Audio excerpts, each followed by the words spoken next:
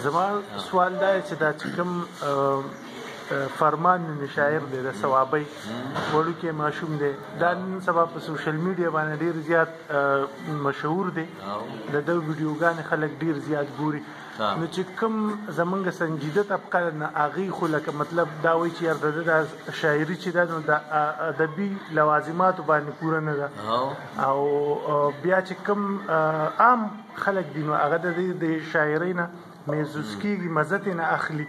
او هغوی لکه دغه څیز په نظر کې نه ساتي که د دې معیار باندې پوره ده او که نه خو د هغې چې د ده شاعري واوري نو یو ساعت دپاره د هغې په شونډو باندې مسکا خوره شي نو تاسو ورته په کوم نظر باندې ګورئ؟ بلکل یو خو دا ده ټولو نه مخکې خو ستاسو مننه کومه چې یاره زه درته د نظر خاوند ښکارم ځکه رانه نظر اخلئ نو د دې د فرمان په حواله چې تاسو تپوس کوئ د ده ډېر څیزونه ما نه دي اورېدلي خو داسې یو آیټم نیم چې دی نو په ما باندې ملګرو هغه ما اورېدلي د هغوی په ذریعه باندې د هغې په رڼا کې زه دا وایم چې اول خو دا ده چې دغه کوم وایي او تاسو په خپله وایئ چې فرمان نومې شاعره نو دا شاعري نشي کېدی نو چې شاعري نشي کېدی نو شاعر هم نشي کېدی خو دا سوشل میډیا یا دا فیسبوک دی دا ټویټر دی دا څیزونه دې ته زه په دې نظر ګورم لکه څنګه چې به پخوا حجرې وې اوس هم په ځینو ځینو کې حجرې شته خو دا یو قسم له بین الاقوامي حجره ده نو په دې بین الاقوامي حجره کې د هر ملک نه د هر ځای نه د خلک چې دی انټر کېدی شي په حجرو کې به هم چې دی د مختلفو کندو خلک د مختلفو سیمو خلک چې دی هغه به راتلله اوس هم که کوم ځای کې دي هغه خلکو ته به ډېره ښه پته لګي نو په هغه حجره کې خلک ناست دي هغې کې مختلف خلک وي هغې کې څه خلک داسې وي چې هغه ډېر سنجیده خلک وي او ډېر ژور خلک وي هغوی چې څه خبره کوي نو هغه په ثبوت سره خبره کوي او ځینې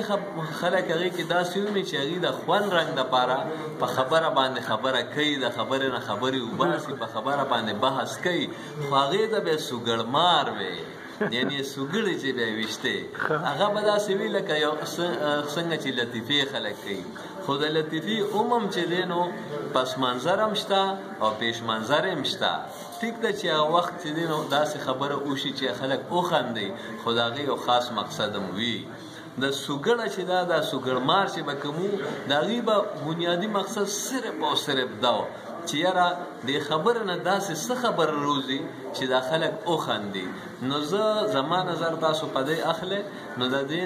زما په نظر کې دغه د حجرې د سوګړمار په شانتې دی چې کومې سوګړې به یې ویشتې خو هغه سوګړمار ته هم خلک ټیک ده چې د هغه په دغه کې دومره ډېر وزن نه وي لکه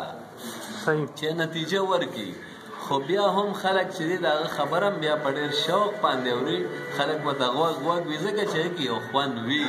نو ځکه په دې وجه باندې دا سوشل میډیا ده یا دا فیسبوک دی یا دا ټویټر دی دې څیزونو ته زه د بین الاقوامي حجرې په نظر باندې ګورم او په بین الاقوامي حجره کې دا ملګری چې دی انټر شوی دی موږ هم ورته هرکلی وایو او دغه بیا ځان له خبره ده چې دا شاعر دی که شاعر نه دی دا شاعري ده یا شاعري نه ده خو چې څنګه به سوګړې ویشتې کېدې نو هغه شان سوګړمار ضرور دی